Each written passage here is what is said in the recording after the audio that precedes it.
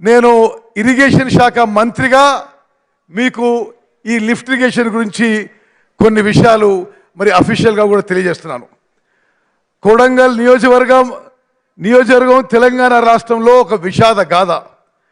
కొడంగల్ నియోజకవర్గం గత పాలకుల నిర్లక్ష్యం కారణంగా అన్ని రంగాల్లో వెనుకబడింది.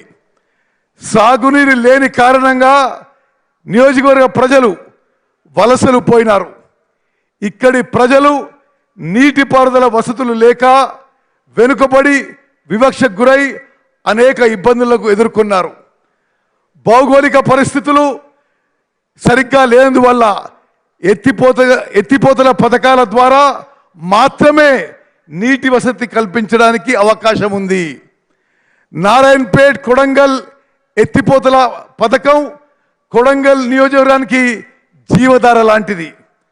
కొడంగల్ నియోజకవర్గం కరువు పీడిత ప్రాంతాలకు త్రాగు మరియు సాగునీరు అందించాలన్న లక్ష్యంతో ప్రస్తుత తెలంగాణ కాంగ్రెస్ ప్రభుత్వం ఈ ప్రాజెక్టును చేపట్టింది. ప్రభుత్వం ఈ విషయంపై మేధోబంధనం చేసి మక్తల్, నారాయణపేట్ మరియు కొడంగల్ నియోజకవర్గాల్లో 1,00,000 ఎకరాలకు సాగునీరు మరియు త్రాగునీరు అందించుటకు రాజీవ్ బీమా పథకంలోని 7 టీఎంసీల మిగులు జలాలను భూత్పూర్ జలాశయం నుండి 4 స్టేజీల ద్వారా 230 మీటర్ల ఎత్తిపోయట ద్వారా గౌరవ ముఖ్యమంత్రి వర్యుల ఆమోదంతో 2,945 కోట్లకు జియో నంబర్ 14 8 ఫిబ్రవరి 24 నాడు ఉత్తర్వులు జారీ చేసింది. సరే, ఆ తర్వాత ముందు ఈ కొడంగల్ నారాయణపేట నియోజకవర్గానికి 1,00,000 ఎకరాలకి ఆయకట్టుకి జియో ఇచ్చిన తర్వాత ముఖ్యమంత్రి గారి చొరవతో మరో 30,000 ఎకరాలు దానికి కలిపి ఇప్పుడు ఈ లిఫ్ట్ ఇరిగేషన్ స్కీము 1,30,000 ఎకరాలకి నీరు అందించబోతుందని చెప్పి నేను మనవి చేస్తున్నాను. ఉట్కూరు, జాజాపూరు, జయమ్మ, కానుకుర్తి, లక్ష్మీపూర్, ఈర్లపల్లి, దౌలతాబాద్, హుస్నాబాద్, కొడంగల్, బొమ్మరాసుపేటలలోని 10 చిన్ననీటి చెరువులని బ్యాలెన్సింగ్ రిజర్వాయర్లుగా అభివృద్ధి చేయుట జరుగును. ఈ పథకంలో భాగంగా నీటిని మొదటి లిఫ్ట్ భూత్పూర్ రిజర్వాయర్ నుండి ఉట్కూర్ రిజర్వాయర్ వరకు, రెండవ లిఫ్ట్ ఉట్కూర్ రిజర్వాయర్ నుండి జాజాపూర్ రిజర్వాయర్ వరకు, మూడవ లిఫ్ట్ జాజాపూర్ రిజర్వాయర్ నుండి జయమ్మ రిజర్వాయర్కు, నాలుగవ లిఫ్ట్ జయమ్మ రిజర్వాయర్ నుండి కానుకుర్తి రిజర్వాయర్కు ఎత్తిపోయట జరుగును.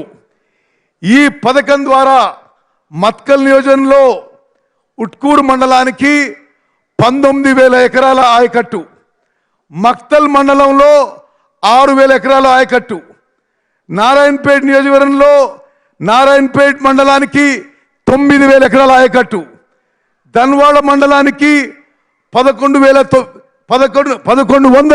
ఎకరాల ఆయకట్టు, దామరగిద్ద మండలానికి 10,000 ఎకరాల ఆయకట్టు మరియు కొడంగల్ నియోజకవర్గంలో దౌలతాబాద్ మండలానికి 10,000 ఎకరాల ఆయకట్టు, కోస్గి మండలానికి 14,600 ఎకరాల ఆయకట్టు, మద్దూరు మండలానికి 17,500 ఎకరాల ఆయకట్టు, కొడంగల్ మండలానికి 4,000 ఎకరాల ఆయకట్టు, బొమ్మరాసుపేట మండలానికి 7,000 ఎకరాల ఆయకట్టు. మరి మొత్తం ముందు డిజైన్ చేసినప్పుడు 1,00,000 ఎకరాలకి కొత్త ఆయకట్టు మరి కృష్ణా నదీ జలాలు అందించడానికి మరి ప్రణాళిక చేయబడింది.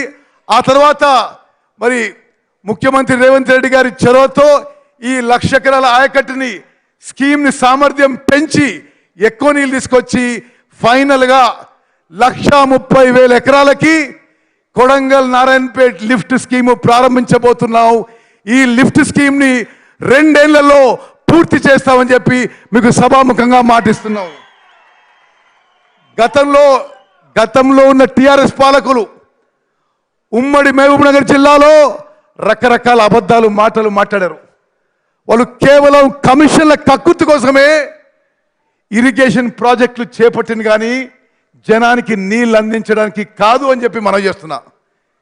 Palamuru Rangareddy lift irrigation scheme కింద 27,500 కోట్లు ఖర్చు పెట్టి వాళ్ళ కమిషన్లు వాళ్ళు తీసుకుని కానీ ఒక్క ఎకరా కూడా కొత్తగా నీళ్లు రాలేదని చెప్పి నేను మనం చేస్తున్నా.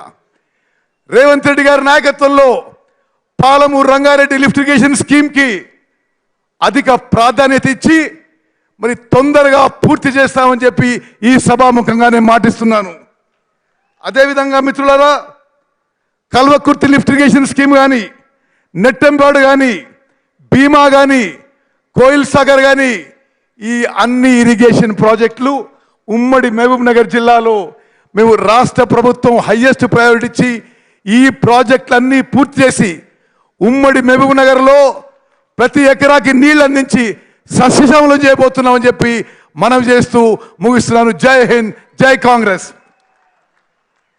మనం ఎప్పుడెప్పుడా మన ముఖ్య అతిథి గౌరవ ముఖ్యమంత్రి రేవంత్ రెడ్డి గారు మాట్లాడతారని ఎదురు చూస్తున్న వాళ్ళందరికీ కూడా ఈరోజు మన కొడంగల్ ప్రాంతాన్ని చరిత్రలో తిరగరాని రోజుగా కొడంగల్ ప్రజానికం చిరస్థాయిగా గుర్తుపెట్టుకునే విధంగా సుమారు 3,400 కోట్ల రూపాయలతో ప్రారంభం చేస్తున్నందుకు వారికి వికారాబాద్ జిల్లా కాంగ్రెస్ పార్టీ అధ్యక్షుడిగా స్వాగతం చెప్పే అదృష్టం నాకు దొరికింది.